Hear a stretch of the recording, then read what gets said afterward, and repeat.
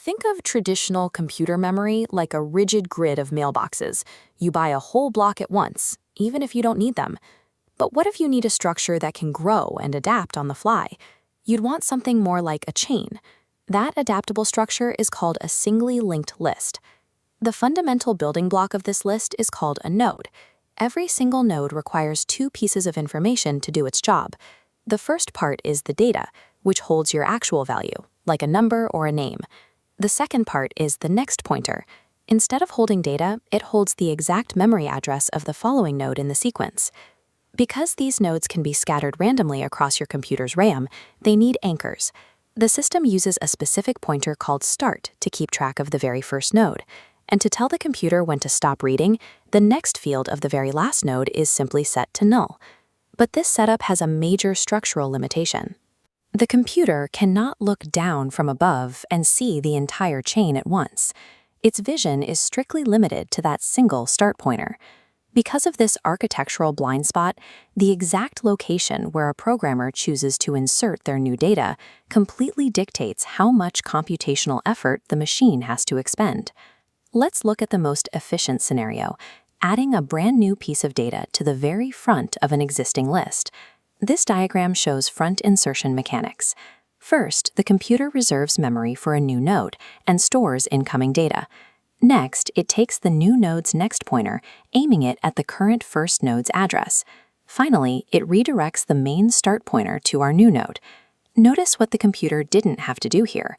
It never had to read, process, or even acknowledge the existence of the rest of the list.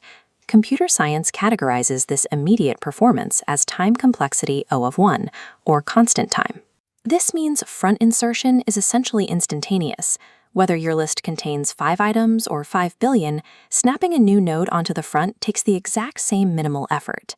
Now, let's look at the complete opposite scenario, attempting to attach a new piece of data to the very end of that same chain. This graphic illustrates the initial setup starts exactly the same way. The system creates a new node, assigns a memory address, and stores data. Because this node becomes the new end of the line, its next pointer is set to null. Because the computer only knows where the list begins, it cannot simply teleport the new node to the end. It must navigate the entire sequence to find the final link. To do this, it relies on a process called traversal. A temporary pointer must jump sequentially from node to node, reading one address to find the exact location of the next. Once the pointer reaches the final node pointing to null, it overwrites that null value with our new node's memory address. This sequential process is classified as time complexity O of n, or linear time. As a result, end insertion scales poorly. If a list grows to hold 1 million entries, the computer is forced to execute 1 million sequential hops just to add one single piece of data. That is a significant drain on processing time. Stepping back, this reveals the core trade-off of a singly linked list. You sacrifice the ability to instantly access any random piece of data, but in exchange, you gain dynamic, expandable flexibility with your memory. When you put these two insertion methods side by side, their mechanical difference becomes clear. This performance gap is why programmers must anticipate exactly how an application handles data before writing a single line of code. The structure has to match the behavior. While the start and next algorithms define the procedure, the true constraint is the physical nature of how a processor interacts with memory. In computer science, there is no such thing as a perfect data structure.